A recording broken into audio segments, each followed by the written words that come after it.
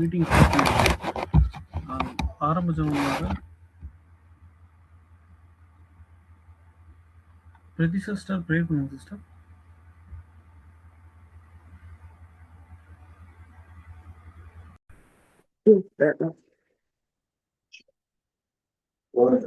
Let us pray.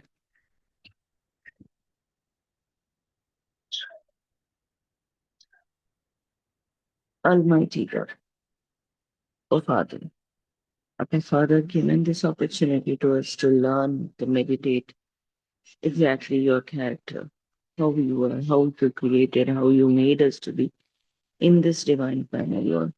Giving this opportunity to us in the part of this as your Son, O Lord. Giving this everyone abundantly, Holy Spirit, to learn more, to meditate more, especially who is leading this meeting, Gopi brother.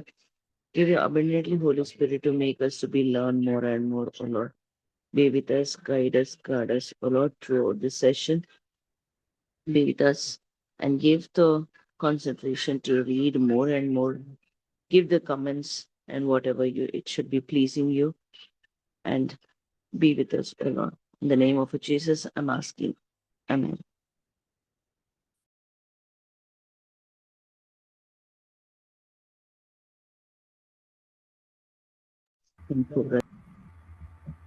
Thank you sister. இப்போ நம்ம last class எந்த page நம்பர்லேருந்து பார்த்தோம் ஞாபகம் இருக்கு?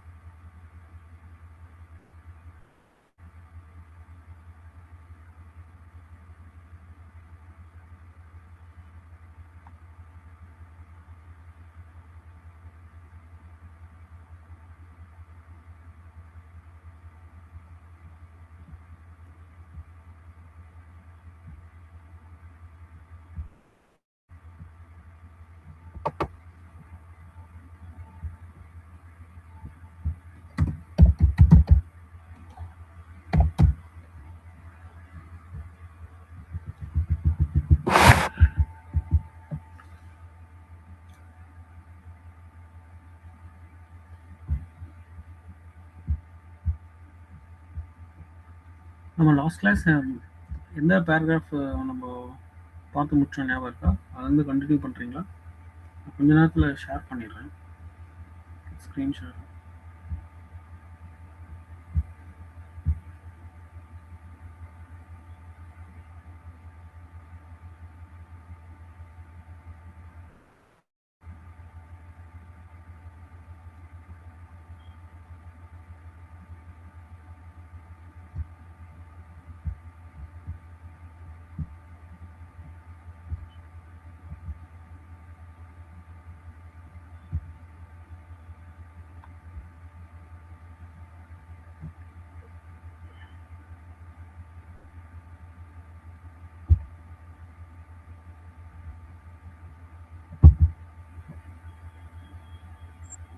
Page number 107 second பேராகிராஃப்ல இருந்து பார்க்கணும் பிரதர்.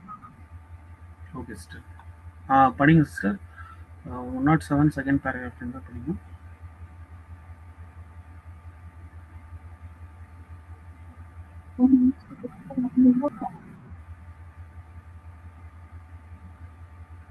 கொஞ்சம் நிச்சயமாக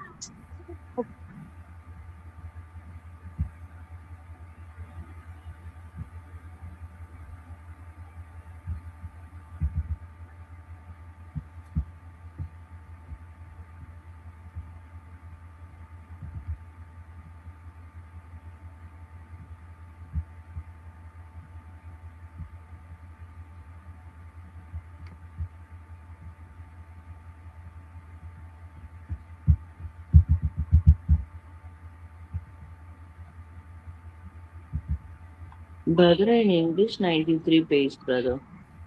English 93. Okay, sister. Yes, brother. 93, first paragraph.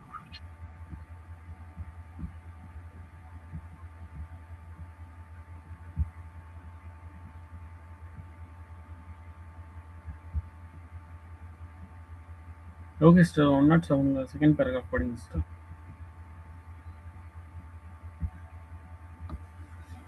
நிச்சயமாகவே மீட்பரால் மீட்கும் பொருள் செலுத்தப்பட்ட உடனே திரும்ப கொடுத்தலும் ஆசீர்வாதமும் தொடங்கி இருக்க கூடும்.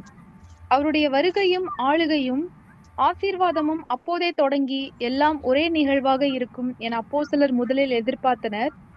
ஆனால் தேவன் நமக்கு, அதாவது கிறிஸ்தவ சபைக்கு விசேஷித்த நன்மையானதொன்றை முன்னதாகவே நியமித்திருந்தார். எபிரேயர் 11:40. நமது நிமித்தமாகவே கிறிஸ்துவின் பாடுகள் நிறைவேறி 19 நூற்றாண்டுகள் ஆகியும் கிறிஸ்துவின் ஆளுகை இன்னும் நிறைவேறவில்லை.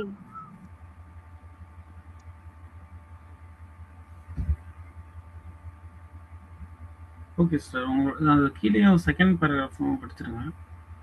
அதுவும் முதலாம் வருகைக்கும் இரண்டாம் வருகைக்கும், அதாவது எல்லாருக்கும் மீட்கும் பொருளை கொடுப்பதற்கும் எல்லாரையும் ஆசீர்வதிக்குதலுக்கும் இடைப்பட்ட இந்த காலம் கிறிஸ்துவின் சரீரமாகிய சபை பரீட்சிக்கப்பட்டு தெரிந்து கொள்ளப்படுவதற்கே ஆகும். இவ்வாறு இல்லை என்றால் ஒரே ஒரு வருகைதான் இருந்திருக்கும். மேலும் தமது இரண்டாம் வருகையின் 1000 ஆண்டு அரசாட்சியில் அவர் செய்ய வேண்டிய வேலையானது இயேசுவின் உயிர்த்தெழுதலை தொடர்ந்தே ஆரம்பித்திருக்கும்,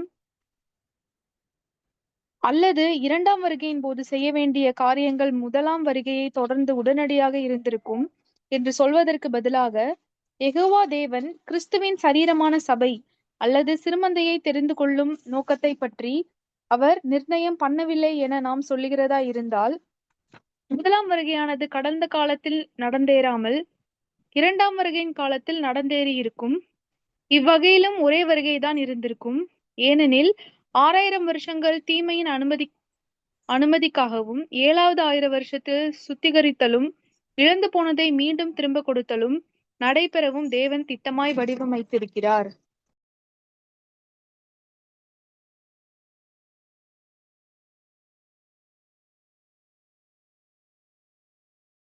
ஓகே சார். இப்போ இந்த 2 பேராகிராஃப்ல உங்களுடைய கருத்தை பதிவு பண்ணுங்க. பிரதர் இங்க என்ன ஷேர் பண்ணிருக்காங்க ஷேர் பண்ணுங்க.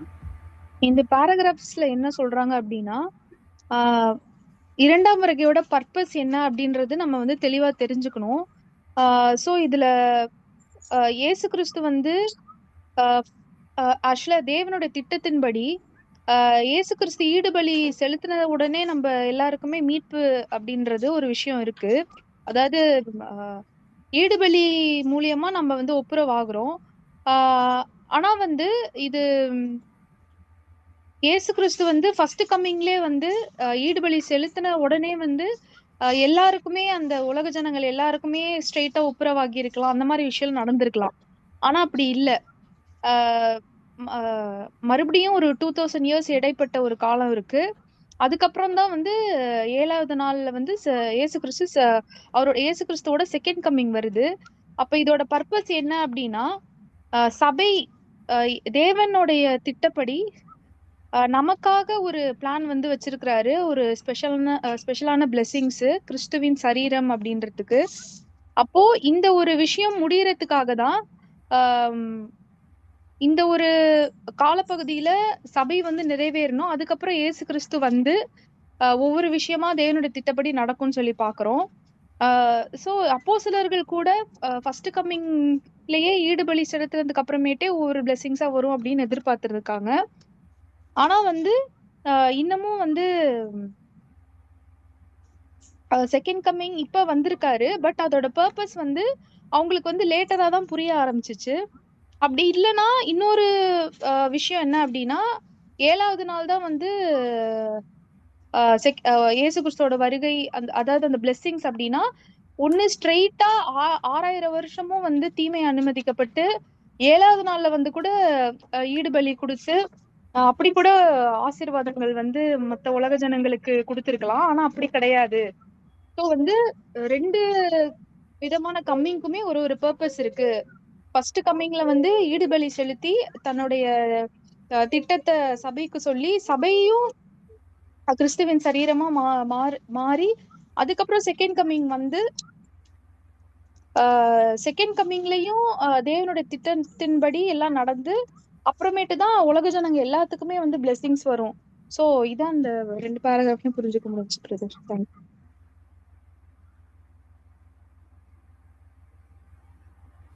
Okay sir. இந்த 2 பேராகிராஃப்ல இருக்கிறது முக்கியமான பாயிண்ட் ஷேர் பண்ணீங்க. இன்னும் அடிஷனல் கமெண்ட்ஸ் யாராவது ஷேர் பண்றீங்களா?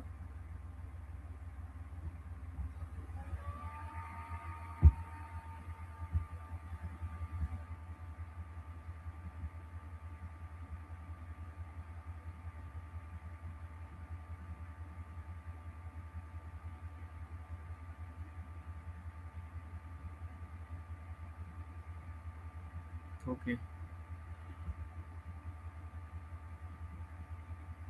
இங்கே யாருக்கும் இல்லைன்னு நினைக்கிறேன்.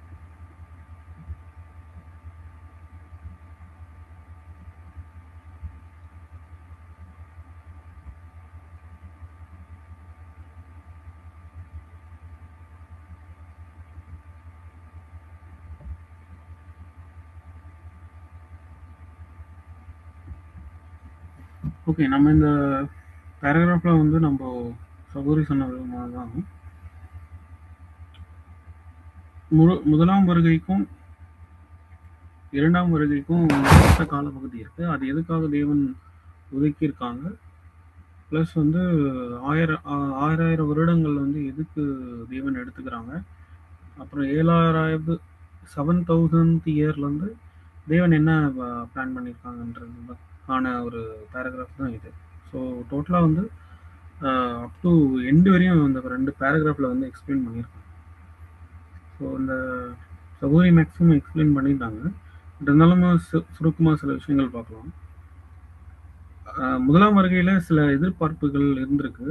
வந்து அவர் மீட்கும் பொருள் தந்து, ஈடுவழி தந்து, உடனே வந்து ஆளுகை ப்ளஸ் ஆசீர்வாதம் எல்லாமே தொடக்கத்திலே வந்து ஸ்டார்ட் ஆகிடும் அப்படின்னு விசுவாசிகள் நினச்சிருக்காங்க. ஆனால் அப்படி இல்லை. தேவன் வந்து முதலாம் வருகைக்கும் ரெண்டாம் வருகைக்கும் ஒரு இடைப்பட்ட காலப்பகுதி ஒதுக்கியிருக்காங்கன்றது தெள்ள தெளிவாக தெரியுது.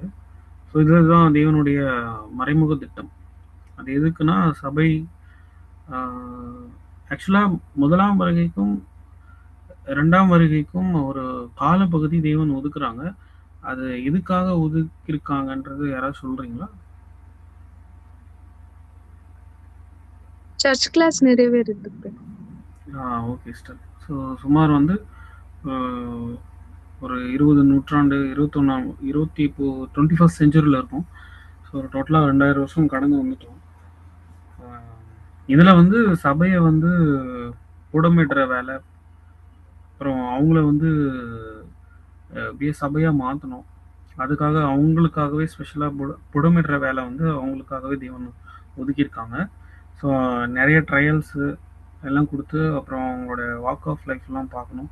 அதுக்கப்புறம் தான் வந்து ரெண்டாம் வருகையில் இயேசு கிறிஸ்து கூட போய் லிட்டரலாக போய் சேர்ந்துருவாங்கன்றது பார்க்குறோம். அதில் வந்து ரெண்டாம் வருகையில் 2 விஷயங்கள் நடக்குது. அவர் வராரு, அது மட்டும் இல்லாமல் ராஜாதி ராஜாவும் வராங்க. ரெண்டாவது அங்கேயே கிங்டம் ஸ்டார்ட் ஆகிடுது 1874. மூன்றாவது வந்து என்ன சொல்லலாம்னா அங்கே வந்து உயிர்த்தெழுதலும் ஸ்டார்ட் ஆகிடுதுன்னு சொல்கிறோம். புரியுதுங்களா? 1878. ஸோ வரும்போது ராஜாதி ராஜா வராங்க, 1874 கிங்டம் ஸ்டார்ட் ஆகுது, அப்புறம் உயிர்த்தெழுதலும் ஸ்டார்ட் ஆகுது. அங்கே சோஃபார் வந்து பரிசுத்தவான்கள் நித்திரையில் இருக்கிறவங்க உயிர்த்தெழுக்கப்படுறாங்க.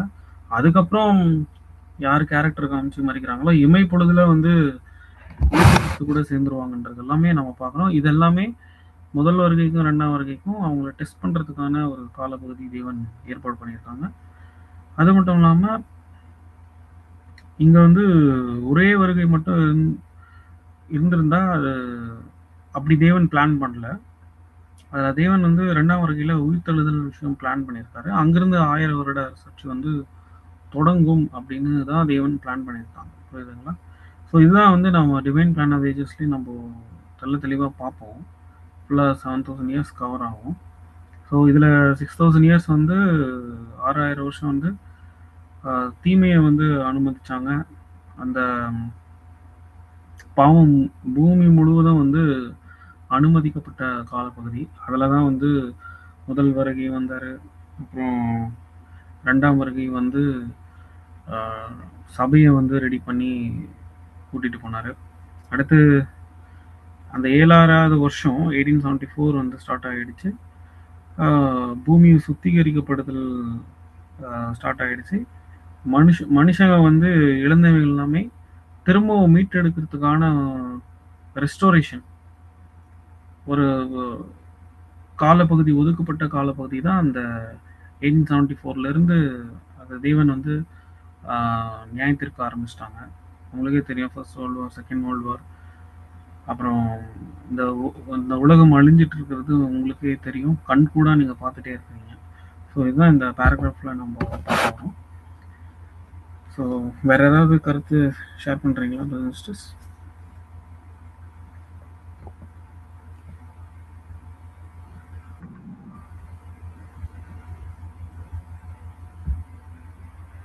ஸோ தேவன் வந்து எவ்வளோ வருஷம் வந்து பாவம் மற்றும் வந்து பூமியில் அனுமதிச்சாங்க அன்னைக்கு கேள்வியாக கேட்டால் என்ன சொல்லுங்க? அப்புறம் எந்த எந்த வருஷத்துலேருந்து தேவன் சுத்திகரிக்கப்படுதல் ஸ்டார்ட் பண்ணுறாங்க ஷேர் பண்ணுறீங்களா?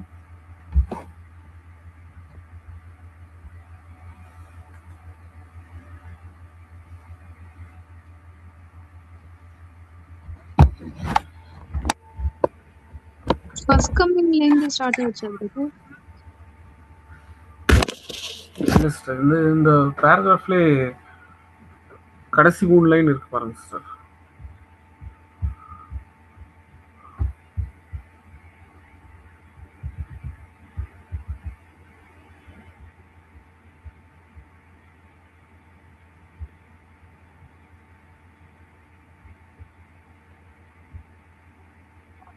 ஆமா, 7th டேல வந்து சுத்திகரிச்சார். Okay sister. 7000th இயர்லேருந்து தேவன் ஸ்டார்ட் பண்ணுறாங்க.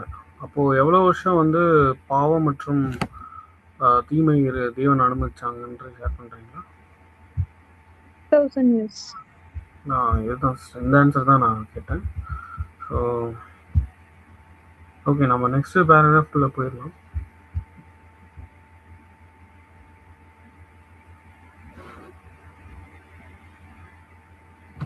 சகோதரர்கள் யாராவது படிங்க.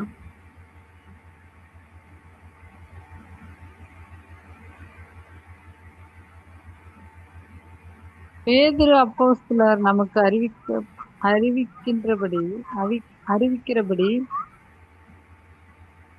இயேசுவானவர் பூலோகத்திலிருந்து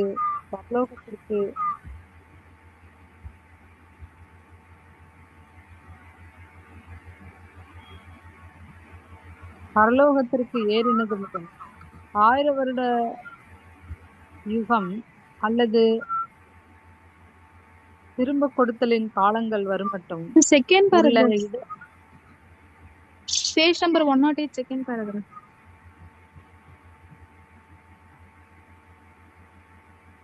பாவிகளுக்காகவா? ஆமா சிஸ்டர்.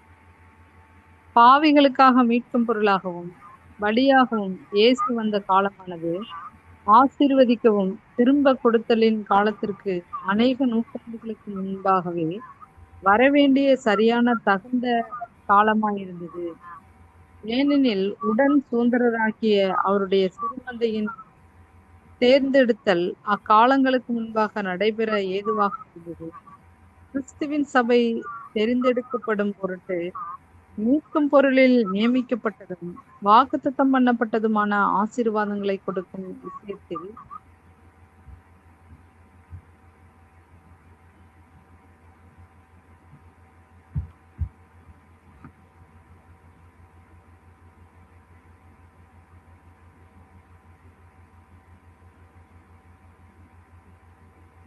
படிங்க சிஸ்டர், ஸ்டாப் ஆயிடுச்சு. ஆசீர்வாதங்களை கொடுக்கும் விஷயத்தில் தேவன் தாமதிப்பது போல் சிலருக்கு தென்படுகிறது. மனுஷர் எதிர்பார்க்கக்கூடிய காலத்திற்கு நெடுநாள் முன்பே விலைக்கிரயம் செலுத்தப்பட்டதன் நோக்கம் திருச்சபையை சேர்க்குதலாகிய மகிமை பொருந்திய வேலை நடந்தேறுவதற்காகத்தான். இவ்வேலை முடிந்த பின்பே முன் தீர்மானத்தின்படி ஏற்ற சமயத்தில் ஆசீர்வாதம் பொழியப்படும்.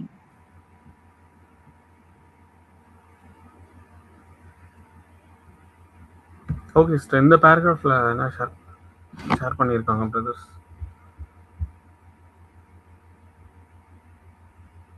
யாராவது ஷேர் பண்றீங்களா? இந்த பேராகிராஃப்ல பிரதர் என்ன சொல்லியிருக்காங்க?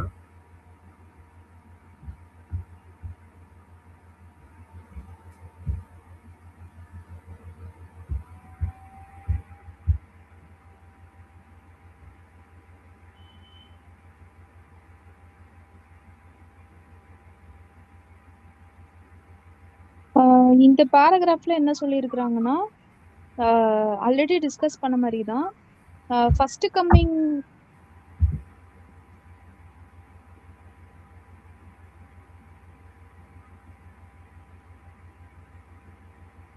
இந்த பேராகிராஃப்ல என்ன சொல்லியிருக்காங்க அப்படின்னா அதாவது அவர் ஈடுபலி கொடுத்த உடனே வந்து அந்த எல்லா பிளெஸிங்ஸும் கிடைச்சிருக்கலாம். ஆனா வந்து ஃபர்ஸ்ட் கம்மிங்க்கும் செகண்ட் கம்மிங்க்கும் ஒரு கேப் இருக்கு. இந்த கேப்ல தான் வந்து இயேசு கிறிஸ்துவோட அந்த சரீரம் உடன் சுதந்திரராகிய அந்த திருமந்தை அந்த சபை வந்து தேர்ந்தெடுக்கிற காலம் வந்து தேவன் வந்து அந்த விஷயத்த வச்சிருக்கிறாரு. ஆனா மற்றவங்களுக்கு எப்படி தெரியும்னா இந்த ஆசீர்வாதங்களை கொடுக்கிற விஷயத்துல வந்து தேவன் தாமதிக்கிறாரு அப்படின்னு சொல்லிட்டு தெரியும். ஆனா தேவனுடைய பிளான் வந்து அப்படி கிடையாது. இந்த சபை நிறைவேற வரைக்கும் சபை நிறைவேறினதுக்கு அப்புறமேட்டு தான் வெளிப்படையான ராஜ்யத்துல வந்து எல்லாருக்குமே தேவன் திட்டம் போட்டபடி அவரோட பிளெஸிங்ஸ் வந்து கொடுப்பாரு. சோ இதான் இந்த பேராகிராஃப்ல சொல்லியிருக்காங்க.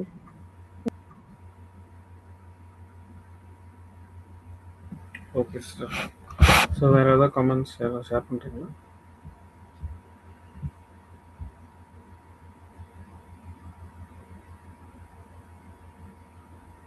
ஓகே, யாருக்கும் கமெண்ட்ஸ் நினைக்கிறேன். ஸோ சௌரி எக்ஸ்பிளைன் பண்ணிட்டாங்க. நம்ம அப்படியே நெக்ஸ்ட் பேராகிராஃப்குள்ளே போயிடலாம். நெக்ஸ்ட் பேராகிராஃப் படிக்கிறீங்களா?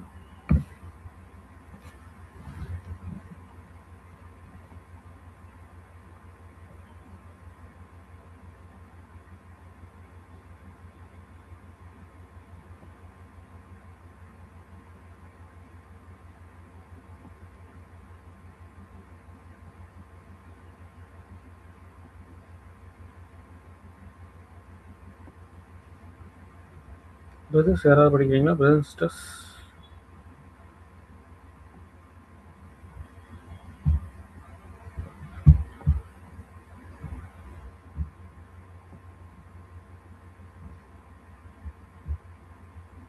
நீங்க சிஸ்டர் படிங்க.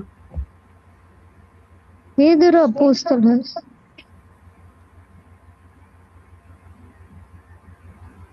அப்போஸ்தலர் நமக்கு அறிவிக்கிறபடி இயேசுவானவர் பூலோகத்திலிருந்து பரலோகத்திற்கு ஏறினது முதல் 1000 வருஷ யுகம் அல்லது திரும்பி கொடுத்தலின் காலங்கள் வரும் மட்டும் உள்ள இடைப்பட்ட காலங்களில் அவர் பூமியில் இராமல் பரலோகத்தில் இருக்கிறார் என அறிவிக்கிறார். தீர்க்கதரிசிகள் மூலமாக தேவன் உரைத்தவைகள் எல்லாம் திரும்ப கொடுத்தலின் காலங்கள் வருமளவும் பரலோகம் அவரை ஏற்றுக்கொள்ள வேண்டும். அப்போஸ்தலர் 3:21. இவ்விதமாக நம்முடைய கர்த்தருடைய 2ஆம் வருகையின் நோக்கமானது இழந்து போன எல்லாவற்றையும் திரும்ப கொடுக்கிறதற்கென்றும் அவர் வெளிப்படும் காலத்தில் எல்லா ஜனங்களுக்கும் மனம் திரும்பி இருப்பார்கள் என்பதற்கு நேர் விரோதமாக எல்லாரும் கோபமாயிருப்பார்கள் என வேத வசனங்கள் போதிக்கிறது. வெளிப்படுத்தல் 11:8-18. இதன் காரணமாக சபையானது தன் ஊழியத்தை நிறைவேற்ற முடியாமல் தோல்வியை சந்திக்கும் எனவும் ஒப்புக்கொள்ள வேண்டியதாயிருக்கிறது. இல்லாவிட்டால் நாம் சொல்லுகிறபடியும் ஏற்கனவே காட்டியிருக்கிற பிரகாரமும் தற்காலத்தில் உலகத்தை மனம் திரும்ப செய்வது சபையின் ஊழியத்தின் எதிர்பார்ப்பாக இல்லாமல் மாறாக சபையானது சுவிசேஷத்தை இவ்வுலகம் முழுவதற்கும் சாட்சியாக பிரசங்கிப்பதும் தெய்வீக வழி நடத்துதலின்படி அதனுடைய எதிர்கால மாபெரும் வேலைக்காக தன்னை ஆயத்தம் பண்ணிக் கொள்ளுவதுமே எனவும் ஒப்புக்கொள்ள வேண்டியதாயிருக்கிறது. தேவன் இன்னும் எந்த வகையிலும் உலகத்தின் மனம் திரும்புதலுக்காக தம்முடைய வல்லமையை பிரயோகிக்கவும் இல்லை. அதற்காக அவர் முயற்சியும் எடுக்கவில்லை.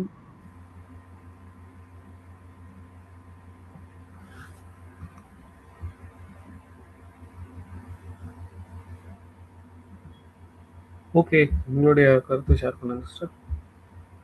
பேராகிராஃப் படிச்சாச்சு.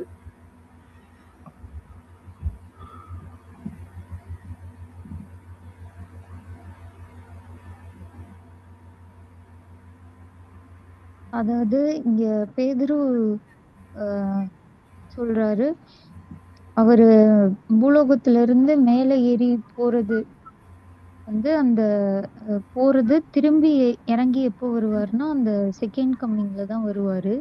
அது வரைக்கும் பரலோகம் அவரு அந்த இடைப்பட்ட காலம் ஃபர்ஸ்ட் கம்மிங்க்கும் செகண்ட் கம்மிங்க்கும் இருக்க அந்த இடைப்பட்ட காலத்துல அவர் பரலோகத்துல இருப்பாரு அப்படின்னு சொல்றாங்க. அதாவது அப்போஸ்தலர் 3:21 தீர்க்கதரிசிகள் மூலமாக அவர் தேவன் உரைத்தவைகள் எல்லாம் திரும்பி கொடுத்தலின் காலங்கள் வருமளவும். இதுல வந்து தமிழ்ல ஒரு டிரான்ஸ்லேஷன் அந்த மிஸ்டேக் இருக்கும். அந்த எல்லாம் உரைத்தவைகள் திரும்பி கொடுத்தல் அப்படின்றது இங்கிலீஷ்ல வந்து அந்த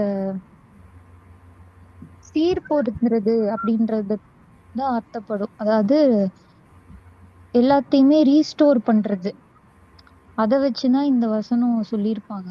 ஸோ எல்லாமே வந்து ஃபுல்லா தீர்க்கதரிசிகள் மூலமா உழைச்சது எல்லாம் நிறைவேறும் அப்படின்னு இல்லாம அந்த ரீஸ்டோரேஷன் வந்து ஸ்டார்ட் ஆகும். அப்பதான் ரீஸ்டோர் ஆகி முடிச்ச பிறகு இல்ல, ரீஸ்டோரேஷன் அப்பதான் ஸ்டார்ட் ஆகும் அப்படின்றதுதான் இங்க அர்த்தப்படும். ஸோ அடுத்த வசனமும் வெளிப்படுத்தல் 11:18 கூட எல்லாமே மனம் திரும்பி எல்லாமே உலக ஜனங்கள் எல்லாமே வந்து ட்ரூத் ஏத்துப்பாங்க அப்படின்னு இல்லாம அப்பதான் அந்த ரீஸ்டோரேஷன் ஆகும். ஸோ இப்போ இருக்கிறது வந்து சர்ச் கிளாஸ்க்கு மட்டும்தான். உலக ஜனங்கள் எல்லாருக்காகவும் வந்து எல்லாரும் மனம் திரும்பணும் அப்படின்னு தேவன் வந்து இந்த காஸ்பிள் ஏஜ் வந்து இது பண்ணல அப்படின்னு போட்டிருக்காங்க.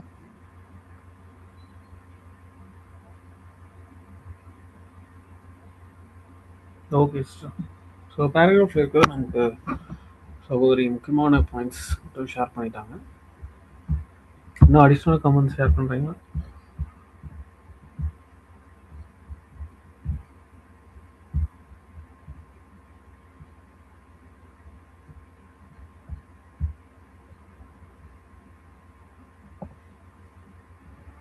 ஸோ ஆக்ட்ஸ் அப்போஸ்தலர் நடவடிக்கைகள் 3ஆவது அதிகாரம் 21, வெளிப்படுத்தின விசேஷம் 11-18 இந்த வசனங்கள் ஆதாரங்களை வைத்து பிரதர் வந்து இங்கே எக்ஸ்பிளைன் பண்ணியிருக்காங்க.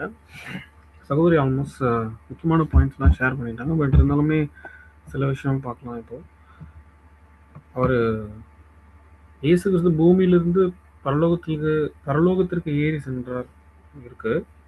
ஆனால் அவர் திரும்பி பரலோகத்தில் இருந்து வர்ற வரைக்கும் எல்லாமே வந்து சரியாயிடுமா, மனம் திரும்பிடுவாங்களா, கன்வெர்ட் ஆகிடுவாங்களா? நம்ம ஆல்ரெடி முன்னாடி இருந்த பேராகிராஃப் வந்து பார்த்துட்டு வரோம். இயேசு கிறிஸ்துவும் சரி, அப்போஸ்தலர்களுடைய வேலையும் சரி, இங்கே இருக்கக்கூடிய ஜனங்களை கன்வெர்ட் பண்ணினேன் அந்த மாதிரி ஒர்க்கு கிடையாது. ஸோ சுவிசேஷம் வந்து பூலோகம் முழுவதும் அறிவிக்கப்பட்டு தீர்ந்துடும். அதுக்கப்புறம் தான் வந்து முடிவு வரும்ன்றதை நம்ம பார்த்துருக்கோம். அதுதான் இந்த பேராகிராஃபில் அந்த ஸ்டைலில் தான் இருக்குது. ஸோ இங்கே வந்து கன்வெர்ட் பண்ணுறது வேலை இல்லை. இங்கே வந்து சபையானது வந்து சாட்சியாக வந்து பிரசங்கிக்கணும். சத்தியம் சரி, அது அவங்களுடைய வாழ்க்கையும் சரி. அதுக்கப்புறம் தான் வந்து 1874க்கு அப்புறம் தான் அந்த ரெஸ்டோரேஷனுக்கான வேலையை வந்து ஸ்டார்ட் ஆகும்ன்றது பார்க்குறோம். இப்போ வரைக்குமே ஃபுல்லாக நீதி தான் தேவன் செயல்படுத்திட்டு வந்துட்டு இருக்காங்கன்றது நம்ம நல்லாவே தெரியுது. தேவன் வந்து இப்போ வந்து மனம் திரும்புவதற்கான வல்லமையை வந்து இங்கே வந்து பிரயோகிக்கல அப்படின்றது இந்த பேராகிராஃப் மூலிமா நமக்கு தெரிய வருது. வேறு அடிஷ்னல் கமெண்ட்ஸ் ஏதாவது ஷேர் பண்ணுறீங்களா?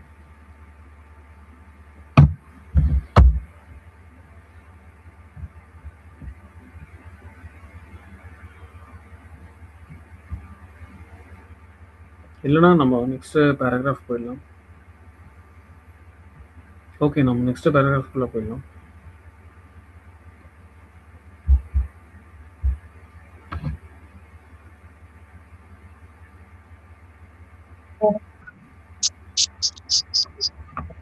இது சிலருக்கு விசித்திரமாக தோன்றும். ஆனால் ஒருவேளை உலகத்தை தேவன் மனம் திரும்ப செய்யும் வேலையை செய்ய முயற்சி செய்திருப்பாரானால் அவ்வேலையை தற்காலத்தில் செய்து முடிக்க முடியாமல் போனார் என்று அவர்கள் சிந்திக்க வேண்டும். ஏனெனில் நாம் ஏற்கனவே பார்க்கிறபடி பூமியின் கோடிக்கணக்கான ஜனங்களில் கொஞ்சம் பேர் மாத்திரம் ரட்சிக்கப்படும்படியாக கட்டளையிடப்பட்ட ஒரே நாமத்தை குறித்து சரியான விதமாய் கேள்விப்பட்டிருக்கிறார்கள். பாப்டிஸ்டுகள், பிரெஸ்பிட்டேரியன் முதலிய முக்கிய வகுப்பார் சிலருடைய கண்ணோட்டங்களையும் உபதேசங்களையும் நாம் வற்புறுத்தி கூறியிருக்கிறோம். அதன்படி தேவன் இந்த உலகத்திலிருந்து ஒரு சிறுமந்தையாகிய சபையை தெரிந்து கொள்ளுதலை தவிர இவ்வுலகத்திற்கு வேறொரு காரியமும் செய்வதில்லை என அவர்கள் நம்பியிருக்கும் போது தேவனுடைய திட்டத்தில் சபை மகிமையடைந்த பின்பு அந்த சபையின் மூலம் உலகத்திற்கு திரும்பி கொடுத்தல் என்ற ஆசீர்வாதமான காலங்கள் தேவ திட்டத்தில் உண்டென்றும் மேலும் ஒரு படியை வேத வாக்கியங்கள் மூலம் நாம் அறிகிறோம். இந்த சுவிசேஷ யுகத்தில் தெரிந்து கொள்ளப்பட்ட வெற்றி வீரர்களாகிய திருமந்தையே பூமியில் உள்ள சகல குடும்பங்களையும் ஆசீர்வதிக்க போகும் சந்ததி அல்லது சரீரமாகிய வித்தாக இருக்கிறது. கலாத்தியர் 3:29.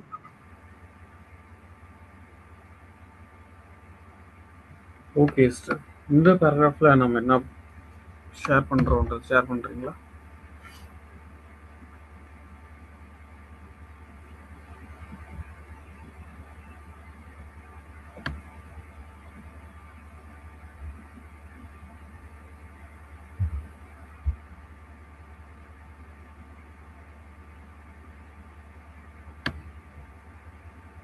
அது கீழே சின்ன ஒரு பேராகிராஃப் இருக்கு, அதுவும் சேர்த்து படித்து முடிச்சிடுறீங்களா?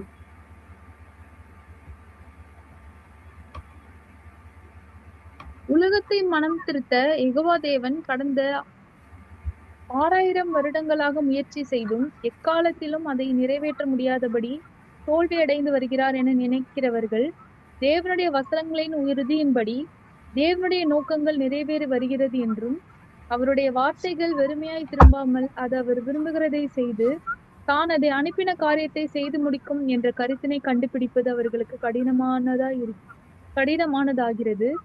ஏசாயா 55:11. உண்மை என்னவெனில் இவ்வுலகம் இன்னும் மனம் திரும்பாமலும் கர்த்தரை அறிகிற அறிவினால் நிறையாமலும் இருப்பதே தேவனுடைய வசனமானது அந்த வேலையை இப்போதே செய்யும் நோக்கமாக அனுப்பப்படவில்லை என்பதற்கு ஆதாரமா இருக்கிறது.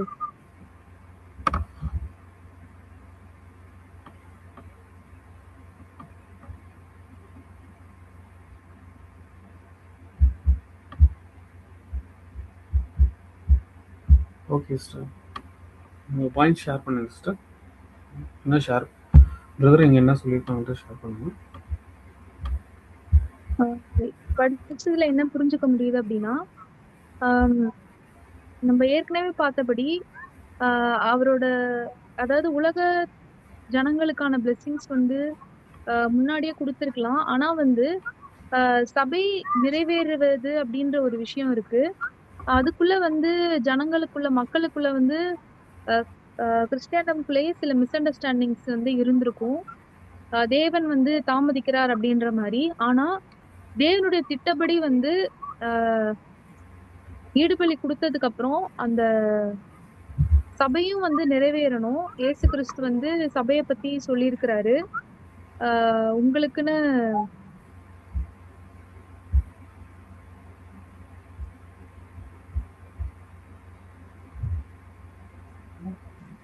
சரீரமாகிய சபைக்குன்னு வந்து ஒரு ஸ்தலத்தை வந்து ஆயத்தம் பண்ணியிருக்கிறாருன்னு சொல்லியிருக்கிறாரு.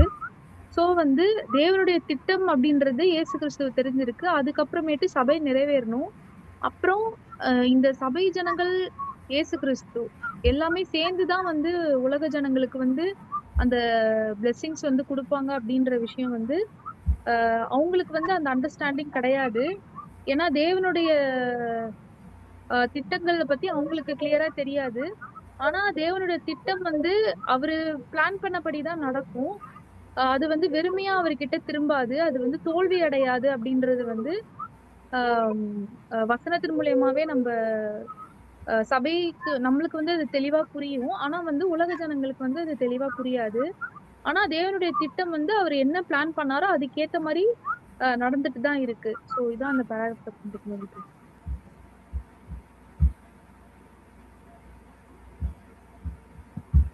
Okay sir. அடிஷனல் கமெண்ட்ஸ் யாராவது ஷேர் பண்ணுறீங்களா?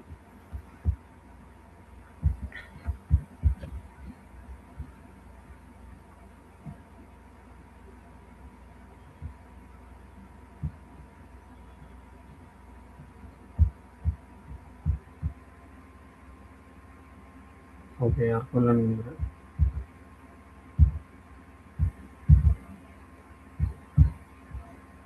ஓகே, சகோதரி எக்ஸ்பிளைன் பண்ணிட்டாங்க.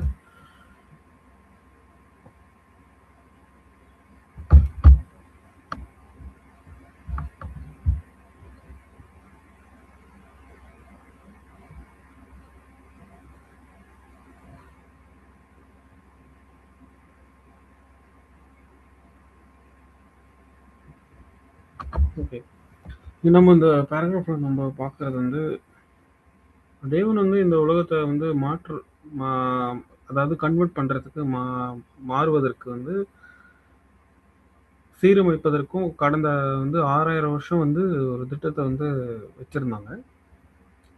இதுல வந்து நோக்கங்கள், தேவனுடைய வார்த்தைகள் வந்து ஒருபோதும் வந்து வீணாகலைன்றது நமக்கு தெரியும்.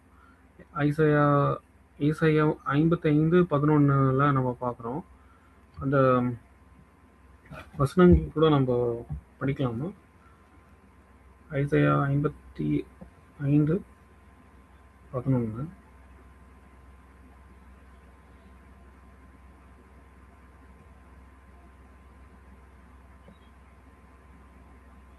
அப்படியே என் வாயிலிருந்து புறப்படும் வசனமும் இருக்கும், அது வெறுமையாய் என்னிடத்திற்கு திரும்பாமல் அது நான் விரும்புகிறதை செய்து நான் அதை அனுப்பின காரியமாகும்படி வாய்க்கும். ஸோ தேவனுடைய வாயிலிருந்து வந்த வார்த்தைகள் அது வெறுமையா தேவன்கிட்ட போகாதுன்றது நம்ம வசன ரீதியாக நம்ம பார்க்குறோம்.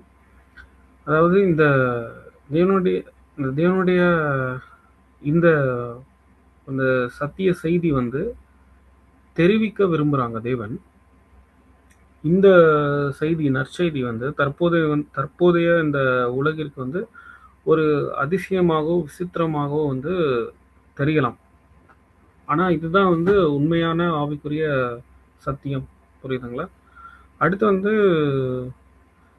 ஜனங்கள் வந்து தற்போதைய சூழ்நிலையில ஆவிக்குரிய புரிதல், ஸ்பிரிச்சுவல் திங்ஸ், பைபிள்ல இருக்கக்கூடிய ஸ்பிரிச்சுவல் திங்ஸ் வந்து அதோட உண்மையான நோக்கத்தை வந்து உணராம இருக்கிறாங்க. புரியுதுங்களா? ஆனா அது ஒரு குறுகிய காலத்துக்கு தான் இருக்கும். இப்போ தேவன் என்ன பண்ணியிருக்காங்கன்னா, இந்த ஜனங்கள் வந்து தவறான எண்ணங்களை வந்து மாற்றி அவர்களை வந்து நல்வழிப்படுத்துவதே இது தேவனுடைய உண்மையான விருப்பமா இருக்குன்றது நம்ம பார்க்குறோம். இந்த உலகம் வந்து முழுமையான மாற்றம் அடையவில்லைன்றது நம்ம கண்கூடவே தெரியுது. புரியுதுங்களா? கிங்டம் ஸ்டார்ட் ஆயிடுச்சு தான், ஆனா வெளியரங்கமா தெரியல. புரியுதுங்களா? நாம தான் விசுவாசிக்கிறோம். 1874 கிங்டம் ஸ்டார்ட் ஆயிடுச்சு, நாம விசுவாசிக்கிறோம். மறைமுகமா ஸ்டார்ட் ஆயிடுச்சு. இப்போ எப்படி கடலுக்கு கீழே இருக்கிறது மேலோட்டமா பார்த்தா தெரியாதோ, அந்த மாதிரி தான் உலக ஜனங்களுடைய நிலைமை. என்ன நடக்குதுன்னு தெரியாது. ஸோ தேவனுடைய பிளான் வந்து இப்போ அவங்களுக்கு புரியாது. அந்த மாதிரி தான் இப்போ தேவன் இப்போ பிளான் பண்ணியிருக்காங்க. ஏன்னா இன்னும் வந்து இப்போ ஸ்பிரிச்சுவல் திங்ஸ்லாம் புரிய ஆரம்பிச்சிச்சுன்னா அவங்களுக்கு நிறைய பேர் சத்தியத்துக்குள்ள வந்துருவாங்க, எக்லிஷாக்கு வந்துருவாங்க, சர்ச்சுக்கே வந்துருவாங்க. புரியுதுங்களா? ஸோ வெளிப்புறமா பார்க்கும்போது இன்னும் மாற்றம் இல்லை. ஆனால் மாற்றம் வேண்டும் சொல்லிட்டு எல்லா எலெக்ஷன்லையும், எல்லா ஸ்டேட்லையும் எலெக்ஷன்லையும், எல்லா நாட்டு எலெக்ஷன்லையும் வந்து முயற்சி பண்ணிட்டு இருக்கிறாங்க. ஸோ பட் ஆனால் உண்மையான மாற்றம் வந்து யார் மூலமாக வந்துட்டுருக்கு, எந்த இயர்லேருந்து அது ஸ்டார்ட் ஆனது எல்லாமே நமக்கு நல்லாவே தெரியும். 1874 இருந்து. ஸோ அதற்கான வேலை வந்து தொடர்ந்து நடந்துக்கிட்டு தான் இருக்கு. புரியுதுங்களா? ஸோ தேவன் வந்து நல்வழிப்படுத்தவும் உலக ஜனங்களை சீரமைக்கவும் கடந்த 6000 வருஷங்கள் வந்து ஒரு திட்டத்தை வச்சு மூவ் பண்ணிட்டு இருந்தாங்க. அதுக்கப்புறம் ஜனங்கள் அதை வந்து தேவனுடைய திட்டம், இயேசு கிறிஸ்துவோட வருகை, முதலாம் வருகை, 2ஆம் வருகை, ஆக்சுவலாக என்னதான் பிளானு, இது சரியாக முழுமையாக புரிந்து கொள்ளாவிட்டாலும் தேவனுடைய நோக்கம் வந்து நிச்சயமாக நிறைவேறும் அப்படின்றத நம்ம பார்க்கணும். புரியுதுங்களா? ஏன்னா வசனம் வந்து எப்படி இருக்குன்னா, வெறுமையா வந்து தேவன்கிட்ட போகாதுன்னு தான் இருக்கு. அப்படியே என் வாயிலிருந்து, அந்த வசனம் நான் திரும்ப படிக்கிறேன். அப்படியே என் வாயிலிருந்து புறப்படும் வசனமும் இருக்கும். அது வெறுமையா என்னிடத்திற்கு திரும்பாமல், அது நான் விரும்புகிறதை செய்து நான் அதை அனுப்பின காரியமாகும்படி வாய்க்கும். ஸோ இது வந்து இந்த பிளான்லாம் உலக ஜனங்களுக்கு தெரியாது, நமக்கு தெரியும். ஸோ இந்த கன்ஃபியூஷனில் தான் நாமளும் வாழ்ந்துட்டுருக்கோம். கண்டிப்பாக வந்து தேவனுடைய வார்த்தை நிறைவேறும் அப்படின்றத நம்ம பார்க்கணும் இந்த பேராகிராஃப் மூலிமா. நெக்ஸ்ட்டு பேராகிராஃப் வந்து இங்கிலீஷில் this brings us to the 2 lines. இங்கேருந்து படிக்கணும். இங்கே வந்து மேற் சொன்ன விஷயமானது இங்கேருந்து படிக்கணும். சிஸ்டர்ஸ் ஏதாவது படிக்கிறீங்களா?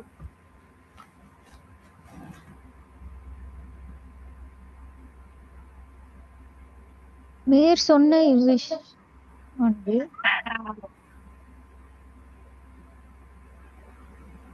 மேற் சொன்ன இவ்விஷயமானது அநேக நூற்றாண்டுகளாக கிறிஸ்தவர்களை இருவித கருத்து உள்ளவர்களாய் பிரிக்கிறது.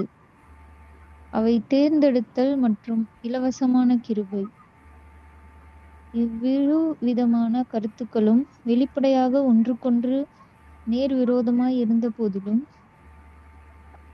வேத வாக்கியங்கள் அவை இரண்டிற்கும் சாதகமாக பேசுகின்றன என்பதை எந்த ஒரு வேதமானவரும் மறுக்க முடியாது. ஆகவே ஏதாவது ஒரு வகையில் இந்த இருவித கருத்துக்களும் உண்மையாய் இருக்க வேண்டும் என்பதை ஏற்றுக்கொள்ள இந்த உண்மையானது இடம் கொடுக்கிறது. அதாவது சத்திய வசனத்தை நிதானமாய் பகுத்து அறிவதினாலும் தேவனுடைய பிரமாணத்தையும் ஒழுங்கையும் கவனிக்கிறதினாலும் தவிர வேறெந்த வகையிலும் இவ்விஷயத்தை பற்றி சரியாக புரிந்து கொள்ள முடியாது. தேவனுடைய தெய்வீக திட்டத்தில் இதை கவனிக்கும் போது தேர்ந்தெடுத்தல் என்பது தற்காலத்திலும் இதற்கு முந்தைய காலத்திலும் வளர்ந்து வருகிறதென்பதையும், இலவசமான கிருபை எந்த வகையில் வித்தியாசப்படுகிறதென்றால் 1000 வருஷ அரசாட்சியில் முழு உலகத்தின் ஜனங்களுக்கும் பொதுவாக தேவனால் ஏற்படுத்தப்பட்ட கிருபையான ஒரு ஏற்பாடாகும். காலங்களையும் யுகங்களில் நடந்தேறும் வித்தியாசமான சம்பவங்களையும் பற்றி முன் அதிகாரங்களில் கூறப்பட்டுள்ளதை நாம் ஞாபகத்தில் கொண்டு வந்து அது தேர்ந்தெடுத்தல் மற்றும் இலவசமான கிருபை என்ற இரு உபதேசங்களுக்கு சம்பந்தமான எல்லா வேத வாக்கியங்களையும் ஆராய்ச்சி செய்து படிப்போமானால் தேர்ந்தெடுத்தல் பற்றிய வசனங்களை எல்லாம் தற்கால மற்றும் முற்காலத்திற்குரியதென்றும் இலவசமான கிருபை சம்பந்தப்பட்ட வசனங்கள் எல்லாம் முழுமையாக அடுத்த யுகத்திற்குரியது என்றும் நாம் கண்டு கொள்ளலாம். அப்படியே அடுத்த பேராகிராஃபையும் படிச்சிருங்க சிஸ்டர். சின்னதாக தான் இருக்கு.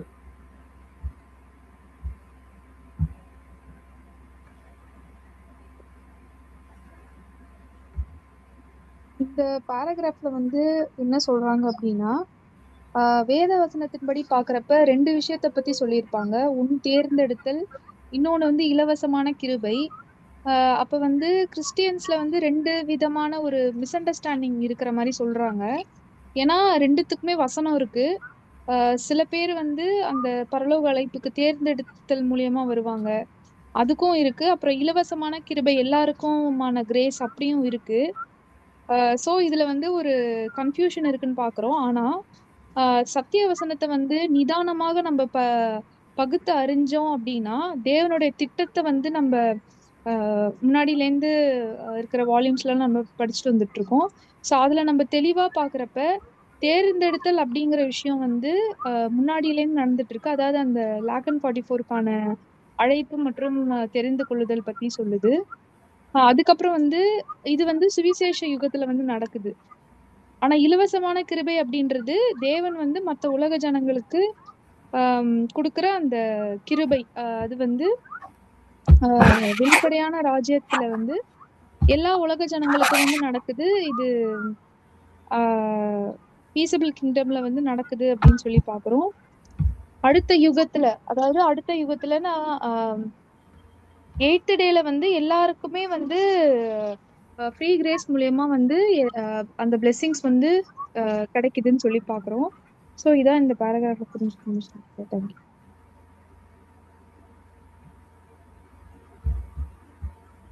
Okay sister. வேற அடிஷ்னல் கமெண்ட்ஸ் யாராவது ஷேர் பண்றீங்களா?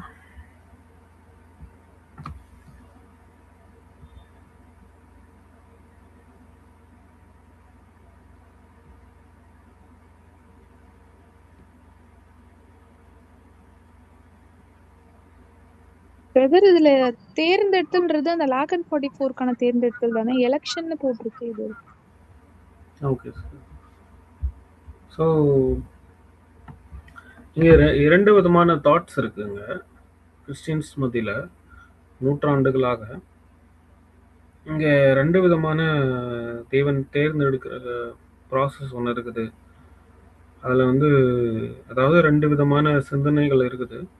ஒன்று வந்து தேர்ந்தெடுக்கப்படுதல், அப்புறம் இலவச கிருபை, ஃப்ரீ கிரேஸ். யார் வேணாலும் வந்துடலாம் மாதிரி புரிஞ்சுக்கலாமா, இல்லை எப்படி புரிஞ்சுக்கலான்றது நான் ஒரு கேள்வியாக கேட்குறேன். ஏன்னா தேர்ந்தெடுக்கப்படுதல் அப்படின்னா என்ன, மற்றும் இலவச கிருபை அப்படின்னா ஒரு கேள்வியாக கேட்டால் என்ன ஷேர் பண்ணலாம்? தேர்ந்தெடுத்தல் வந்து அந்த லாக் அண்ட் 44க்கான அழைப்பு. இதுல வந்து அவரை ஃபுல்லா பின்பற்றி தன்னைத்தான் வெறுத்து நம்மள ஜீவ பலியாக ஒப்பு கொடுக்கற வேண்டிய ஒரு விஷயமா இருக்கு. ஃப்ரீ கிரேஸ்ல வந்து இந்த மாதிரி விஷயங்கள் இருக்காது. தேவனுடைய நீதி அவங்களுக்கு தெரியப்பட்டு அதன் மூலியமா வந்து அவங்க பயிற்சிக்கப்பட்டு வர மாதிரி இருக்குங்கிறது. Okay sister. ஸோ நல்லா ட்ரை பண்ணீங்க. ஸோ இந்த ரெண்டு தாட்டு வந்து ரெண்டு சிந்தனைகள் வந்து நம்ம எப்படி புரிஞ்சுக்கணும்னா, தேவன் வந்து வகுத்துள்ள அந்த காலங்களின் ஒழுங்குமுறையை நம்ம வந்து புரிஞ்சுக்கணும். Divine plan of the ages அது புரிஞ்சுக்கிட்டோம்னா யார் யார் எந்தெந்த டைமில் எந்தெந்த குரூப் ஆஃப் பீப்புள் போகிறாங்க அப்படின்றது நமக்கு தெரியும். அதாவது அந்தந்த காலப்பகுதியில் என்னென்ன காலிங், புரியுதுங்களா? சுவிசேஷ யுகத்தில் மாத்திரம்தான் ஹை காலிங். இது தவிர முன்னாடியும் கிடையாது பின்னாடியும் கிடையாதுன்றது நமக்கு நல்லா விளங்கி கொள்ளணும். ஸோ அது அங்கே தான் வந்து எலெக்ஷன், தேர்ந்தெடுக்கும் முறை, தேர்ந்தெடுத்தல். அந்த காஸ்பல் ஏஜில் தான் இந்த எலெக்ஷன் வார்த்தை நல்லா வந்து 100% பொருந்தும், வேற எங்கேயுமே பொருந்தாது. ஸோ அங்கே தான் வந்து லாக் அண்ட் 44,000 வந்து இயேசு கிறிஸ்துவோட மனவாட்டி, புரியுதுங்களா? அவங்க வந்து லிட்ரலாக சரீரத்தில் சேர போகிறாங்க. இந்த ஹை காலிங் வாய்ப்பு வந்து ஒன்லி வந்து காஸ்பல் ஏஜில் தான் இருக்குது அப்படின்றது பார்க்குறோம். அடுத்து ஃப்ரீ கிரேஸ் வந்து எங்கே கிடைக்குதுன்னா 1000 ஆண்டு அரசாட்சி, மில்லினியல் ஏஜில் வந்துட்டு உலக ஜனங்கள் எல்லாருக்குமே கிடைக்குது அந்த ஃப்ரீ கிரேஸ். தேவனுடைய கிருபை, இலவச கிருபை கிடைக்குது. அது எந்த ரிலீஜனாக இருந்தாலும் சரி, அது கடவுள் நம்பிக்கை இல்லாதவங்களா இருந்தாலும் சரி, யாராக இருந்தாலும் சரி, ஆடமிக் ரேஸ்க்கு இந்த வாய்ப்பு கிடைக்குது. இவங்களுக்கு வந்து பரலோக வாய்ப்புலாம் ஹை காலிங்லாம் கிடைக்காது. பூமியில் நித்தியத்துக்குமான ஒரு வாழ்க்கை வாழ்வதற்கான ஒரு வாழ்க்கை இவங்களுக்கு கிடைக்கும் அப்படின்றத பார்க்குறோம்.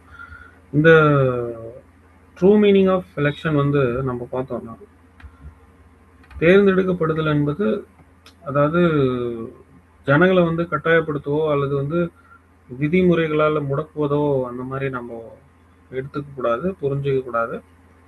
மாறாக எப்படின்னா, தேவன் தன் நோக்கத்தை வந்து நிறைவேற்றுறாங்க. அதுக்கு வந்து தகுதியும் பொருத்தமும் இருக்கா அப்படின்னு பார்க்குறாங்க. எதுக்குன்னா, இயேசு கிறிஸ்துவோட சரீரத்தில் சேர்றதுக்கு தகுதி இருக்கா, உனக்கு வந்து பொருத்தம் இருக்கா. தகுதியும் பொருத்தமும் இருந்தால் நீ வந்து சர்ச் கிளாஸ் ஆயிடலாம். ஸோ அதனால் வந்துட்டு எக்லிஷாக்கு வர்றதுக்கு பேப்டிசம் எடுத்துருக்கணும், புரியுதுங்களா? ஸோ அவ்வளோதான், எக்லிஷாக்கு வர்றதுக்கான தகுதி வந்து அவ்வளோதான். பட் ஆனால் இயேசு கிறிஸ்துவ நேரில் பார்க்கணும், இயேசு கிறிஸ்து சரீரத்தில் நான் ஒரு மெம்பர் ஆகணும் அப்படின்னா தகுதி வேணும். புரியுதுங்களா? ஸோ அதனால் வந்து அந்த தகுதி வந்து ஃபுல்ஃபில் பண்ணிட்டோம்னா கண்டிப்பாக வந்து சரீரத்தில் மெம்பர் ஆகிடும். ஸோ அதுக்கான காலப்பகுதி தான் வந்து அந்த சுவிசேஷ காலப்பகுதி. இங்கே வந்து தேவன், நீங்களே யோசிச்சு பாருங்க, தேவன் வந்து தன்னுடைய சுயாதீனத்தில் கையை வச்சு, புரியுதுங்களா, கட்டாயப்படுத்தி அப்படிதான் நம்மளை லீட் பண்றாரா அப்படின்னு ஒரு கேள்வியா கேட்டா நீங்க என்ன சொல்றீங்க? கட்டாயப்படுத்தி வற்புறுத்தி அப்படி பண்றாங்களா தேவன் நம்மள? இல்ல பிரதர், ஒருவன் தன்னை பின்பற்றி வர விரும்பினால் அப்படின்னு தான் இருக்கு. ஸோ அதனால வந்து இங்க துன்புறுத்துறது, முடக்குவது, ஃபெட்டலிசம்னு சொல்லுவாங்க இங்கிலீஷ்ல. ஸோ இதெல்லாம் இல்லாமல், அதெல்லாம் எதுவும் பண்ணாமல், சுயாதனத்தில் எதுவும் கையை வைக்காமல் இண்டிவிஜுவலாக நம்ம வரோம். சத்தியம் கிடச்சிருச்சு, நம்ம ஃபீல் பண்ணிடுறோம். புரியுதுங்களா? ஸோ அப்படி தான் அந்த வாய்ப்பு வந்து பிரத்யேகமாக ஹைகாலிங் வந்து அந்த வாய்ப்பு அப்படி தான் இருக்கும். ஆனால் ஃப்ரீ கிரேஸில் வர்றவங்களுக்கு அப்படி இருக்காது. கண்டிப்பாக கீழ்ப்படிஞ்சு தான் ஆகணும், வேறு ஆப்ஷனே கிடையாது அவங்களுக்கு. இல்லைன்னா மரணம், இல்லைன்னா அடி, சிக்ஷைகள் அதிகமாக இருக்கும். கண்டிப்பாக கீழ்ப்படிஞ்சு தான் ஆகணும். அது வந்து அயன் ரூல் ஆட்சின்றதை நம்ம பார்க்குறோம். ஸோ ஐடலாலாம் இருக்க முடியாது. நான் தனியாக இருந்துக்கிறேன், நான் தனியாகவே வாழ்ந்து பழகிட்டேன், அந்த மாதிரிலாம் இருக்க முடியாது. கண்டிப்பாக சோஷியலைஸ் பண்ணணும், ட்ரூத்தை கேட்கணும், அதன்படி வாழணுன்றது தான் அந்த ஃப்ரீ கேஸில் எல்லாருமே வந்தாலுமே அவங்களுக்கு அந்த ஒரு ஆரம்பத்தில் அந்த ஒரு டிஃபிகல்ட்டிஸ் இருக்கும். அவ்வளோதான். அந்த ஃப்ரீ கேஸில் வர்றவங்க உலக ஜனங்கள் அந்த கண்டிப்பாக அந்த லா அண்ட் ஆர்டரை வந்து கண்டிப்பாக ஃபாலோ பண்ணி தான் ஆகணும். நாம் இப்போ சுகாதாரத்தில் இருக்கிறதுனால நமக்கு ஆப்ஷன் இருக்குது அப்படின்னு நம்ம வந்து கேர்லெஸ்ஸாக இருந்துடக்கூடாது. ஏன்னா நம்ம ஆவிலும் ஜெனிப்பிக்கப்பட்டிருக்கனால வாழ்வா சாவாதான். புரியுதுங்களா? இந்த பாயிண்ட் உங்களுக்கு ஆல்ரெடி தெரியும். இப்போ அடுத்து நம்ம பேராகிராஃபை வந்து நம்ம வாசிச்சிடுறீங்களா? ஜஸ்ட் வந்து ஒரு 3-4 லைன் தான் இருக்குது.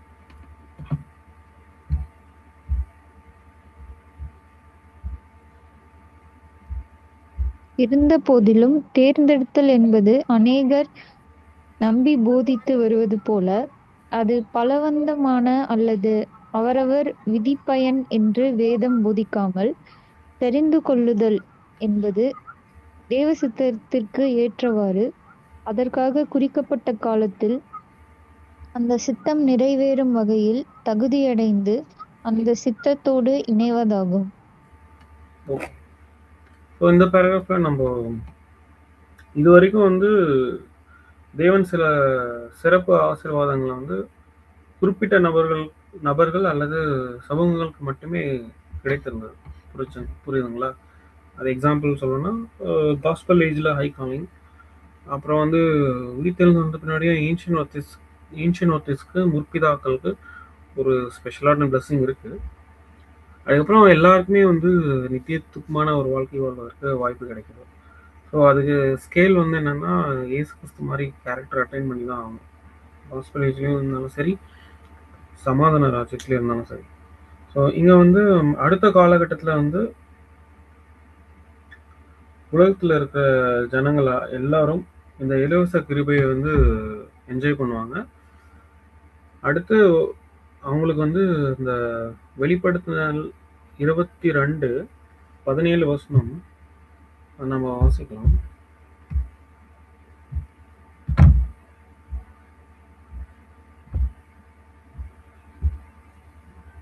ஆவியும் மனவாட்டியும் வாவா என்கிறார்கள், கேட்கிறதும்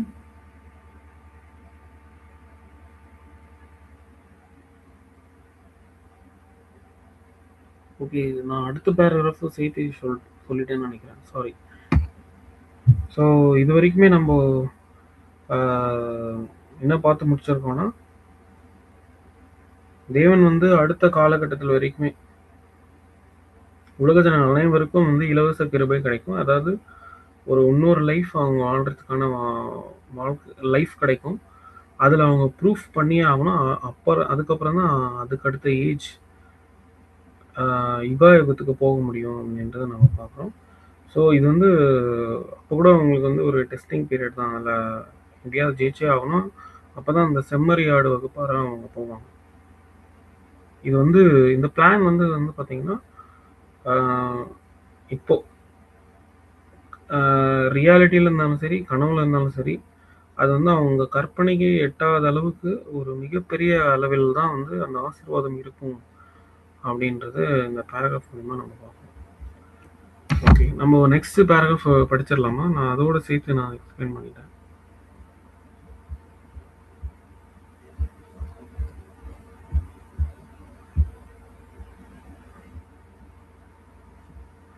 இலவசமான கிருபையும் இலவசமான கிருபையின் உபதேசமானது அதை ஆதரிக்கிற ஆர்மீனியர்கள் கொள்கையை உடையவர்களால் போதிக்கப்படுவதற்கு மேல் தேவனுடைய திரளான தயவை விசேஷித்து காண்பிக்கிறது. தேவனுடைய கிருபை அல்லது கிறிஸ்துவின் தயவு எப்போதும் இலவசமானது.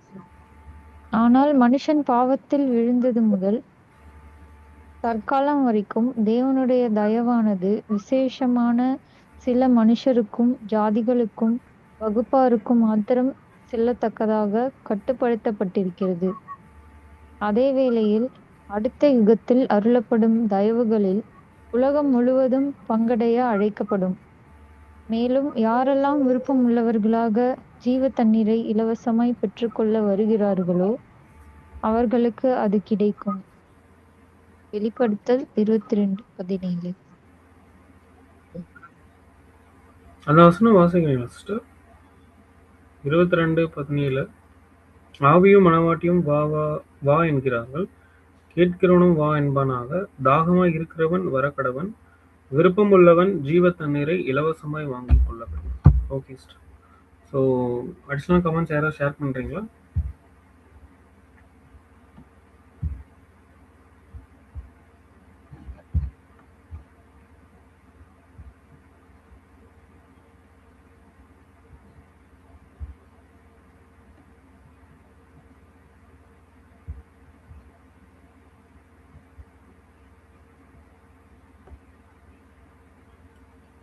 ஓகே, நம்ம ஆல்ரெடி டிஸ்கஸ் பண்ணிட்டோம். நான் லாஸ்ட் பேராகிராஃப்லேயே சேர்த்து சொல்லிட்டேன்.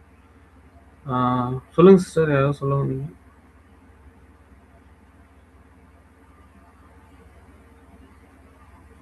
ஓகே, நம்ம மீட்டிங் எண்ட் பண்ணிக்கலாம். நம்ம இரவின் கீதம் ப்ரேயரோட முடிச்சிடலாம். இரவின் கீதம் சகோதரி யாராவது வாசிப்பீங்களா?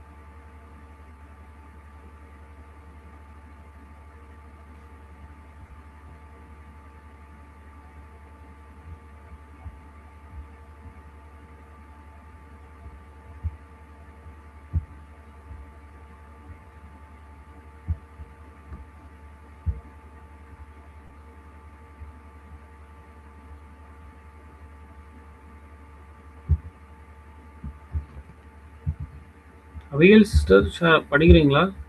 இரவின் கீதம் சாங் ஃபார் தி நைட்.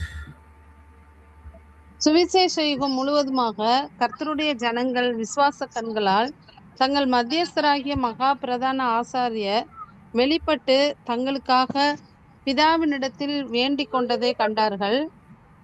அவர் பிதா நியமித்த காலத்திற்காக காத்திருந்து இரண்டாம் வருகையில் வந்து தம்முடைய சபையை கூட்டி சேர்த்து அவர்களுக்கு மகா மேன்மையும் அருமையுமான வாக்குத்தத்தங்களையும் உலகிற்கு வாக்குத்தத்தம் பண்ணப்பட்ட இழந்தவைகளை திரும்ப கொடுத்தலின் ஆசீர்வாதங்களையும் கொடுப்பதை கண்டார்கள். இவைகள் எல்லாம் உலக தோற்றம் முதல் தேவனுடைய பரிசுத்த தீர்க்கதரிசிகளினால் முன்னுரைக்கப்பட்டவைகள். கிறிஸ்துவின் அடிசுவட்டை பின்பற்றி அவர் தம்முடைய பலியை நிறைவேற்றி முடித்தது போலவே தன்னுடைய பலியை நிறைவேற்றி முடிப்பவர்களின் விசுவாச கண்களுக்கு இந்த ஆசீர்வாதங்கள் முன்னதாகவே தோன்றும். இனி இவர்கள் தேவனுக்கு முன்பாக அந்நியரும் புறஜாதியாருமாய் இராமல் நேரடியாக அல்ல, மத்தியஸ்தர் மூலமாக பிதாவினால் ஏற்றுக்கொள்ளப்பட்டவர்களாகிறார்கள். நமது மத்தியஸ்தரும் நமக்காக வேண்டுதல் செய்கிறவருமான கிறிஸ்துவின் மூலமாக தேவனுக்கு முன்பாக நிற்கவும், கிறிஸ்துவின் மூலமாகவே பிதாவினிடத்தில் எதையும் கேட்கவும் தயை பெற்றவர்களாய் இருக்கிறார்கள். முடிவாக டேனியல் அவர்களை ஜெபிக்கும்படியாக